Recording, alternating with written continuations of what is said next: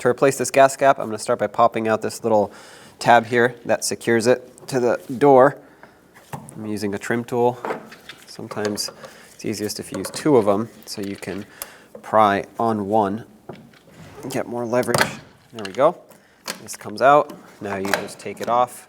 I'm going to take my new one, slide it in, twist it till it locks. So the factory gas cap, which is this one, actually is supposed to lock in over there with this little tab that helps you not lose your gas cap when you fill up. So I'm going to put this grommet back in here where it belongs. The one that we had previously that we took off was probably someone kind of rigged it together to sit in there in the door. This one sits in here nicely. Make sure that grommet is pressed in tight, and now every time you use it, it's secured. Perfect.